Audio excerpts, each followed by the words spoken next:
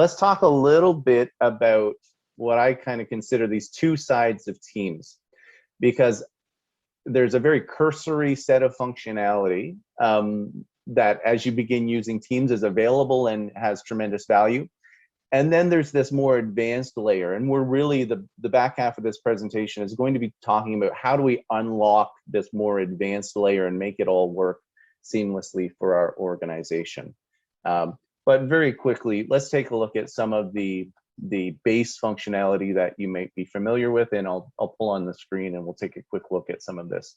One-on-one chat, so you can chat to a colleague, screen sharing similar to how I'm screen sharing right now. One-to-many chat, so it could be any number of employees that you might want to have in on that kind of group chat. Video calls, you can record meetings, and you can share files as well. So I'm pulling on my demo system here, and you can see I have a couple of colleagues. And if you aren't familiar, I'll just give you a quick walkthrough here as a base starting point. So first thing to note is I'm in the chat functions function of Microsoft Teams. And when I'm in that chat function, I have all of the users or my contacts in my organization that I'm available to have a conversation with. They're listed here. So as I go through and click through, you can see I'm going to bounce between different message threads that I have going with different individuals. This is going to create a log over time. If I want to share a link, if I want to share a file, I can drop a file right in here, and that will be shared with, in this case, Aaron. When I do that, when I share a file with Aaron through the chat function of Microsoft Teams, what's actually happening is that that file is being placed in my OneDrive, and Aaron is being given access to it. So that has some value. Certainly, we can share a document, both of us look at it, work on it. But over time, that's not a great way to share documents within an organization, because if I'm individually granting access to individual files, it's just not something that can be maintained or managed long-term as a corporate, file share solution. But in a pinch, it serves some very good purposes, this sort of one-to-one chat and communication. By clicking the phone, I can call Aaron. I can have a video call by clicking the video call. And like I said, here's a conversation where I have two colleagues in the same conversation, and we might build out a thread in a conversation here. So this is really the functionality that most, I'd say, users or individuals have become familiar with over the past 18 months or 2 years with Teams. In some way or another, you've probably attended a meeting, you might have the application installed, and you might use some of this base functionality. What I want to do really today, though, is talk about how do we go beyond this and how do we connect it into 365 to make this whole thing, take this whole thing to another level.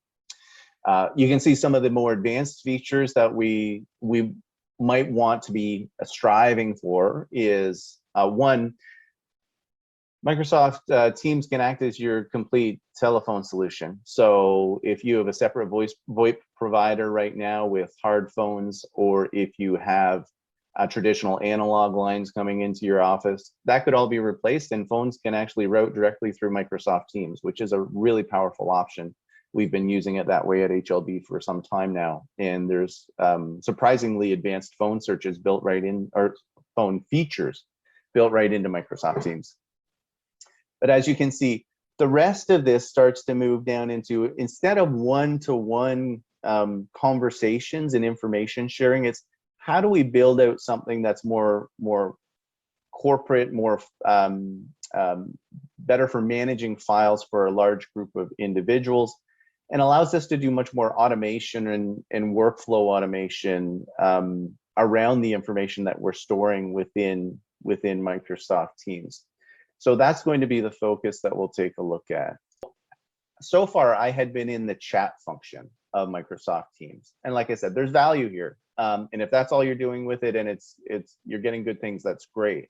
But where this really goes to the next level is when we get into the Teams side of things. So this Teams icon here within Microsoft Teams, I'll just say there's a triple use of the word Teams. So this whole application is Teams. I'm in the teams section. And then as I go down through this section, you'll see these high level that have the squares, finance, all staff. These are teams as well. The next level down is the activities, or sorry, channels, which map to the activities, as you can see here. So when I say functions and activities, teams and channels, this is what I'm talking about, teams and channels here. So if you, in a fresh installation of Teams, when you click over to this team section, this is blank.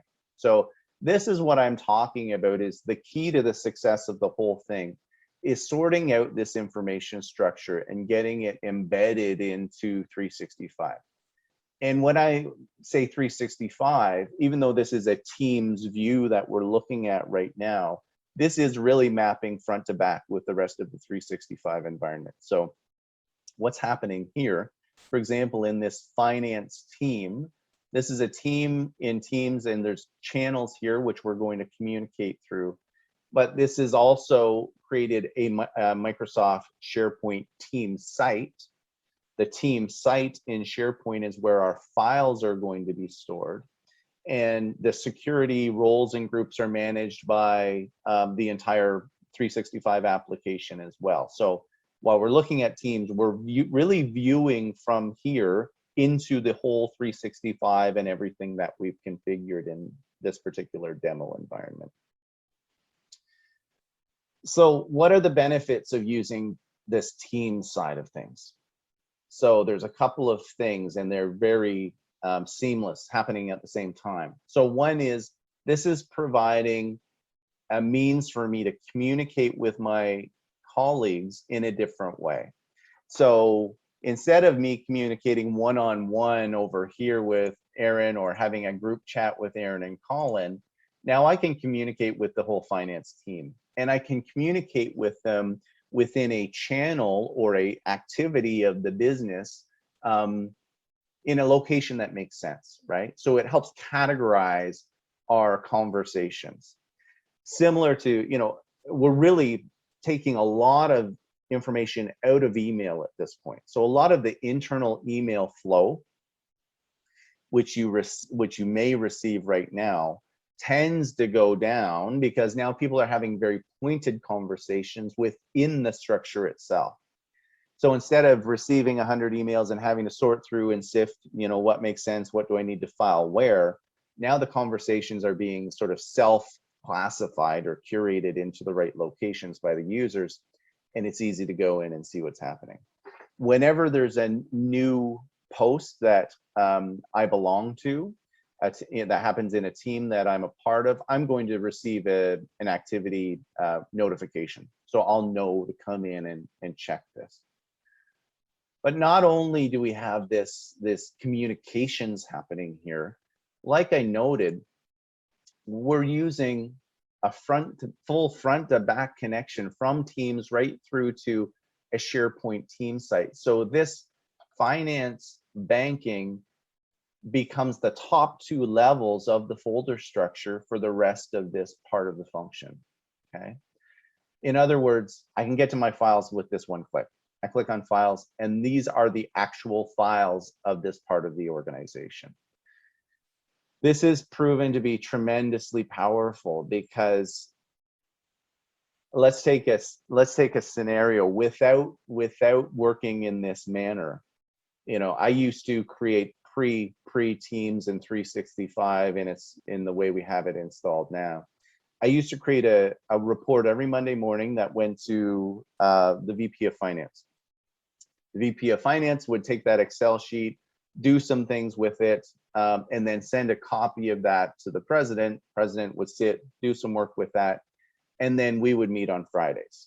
So I submitted some information Mondays, it was iterated, come back to Friday, we start to talk about the information, and it's not even the same information by then. And neither of us have access to the various iterations of that file over that point in time. All of that goes away when we move to this kind of environment, because now there's only one source of the file. Everyone knows where it is. There's version history on that file. So let's just say someone made a change that you wanted to undo. that's possible. So don't worry about that part. The versioning is all built in. But what it allows us to do now is begin sharing and referencing these files in this platform and then working on them together. So instead of me having a copy in my Outlook and on my computer and in the file system, and then same with 3 or 4 other colleagues, we're all just actually working out of the same file. It's stored in SharePoint. We're accessing it via Teams in this case. And we can actually access it in real time and edit that what's referred to as real-time co-authoring. But you can be in that file at the same point in time and be working on it together. So there's that level of collaboration that comes into play. So this is really the heart of the whole matter, is getting this information structure sorted to the point where it works for the entire organization. Now, a couple keys here is I see a lot of organizations that come to us who had the view that Microsoft Teams and 365 should be more ad hoc, and to the point where they would create teams, do some things with them, have some conversations, store some files, and then move on. And from a pure information and records management point, we know that that's not great, right? That's not how we want to do things, because we need to manage that information through its life cycle. So when we create these structures, we're careful, and we want to be careful, whoever does it, that everything has a home. That's really the goal, is to build this out to the level where everything has a place where you can store that information. And that way we're not, we're not recreating and recreating within the environment. We really want to do it once and then lock it down. This structure that we create, it's not open to be changed by the user. Certainly deep down in the structure, they can add a file, they can add folders, they can work with the structure. But the idea of the structure itself is meant to be somewhat static, to provide that consistency from where the organization, where the organization can really be anchored in terms of how they're managing their information.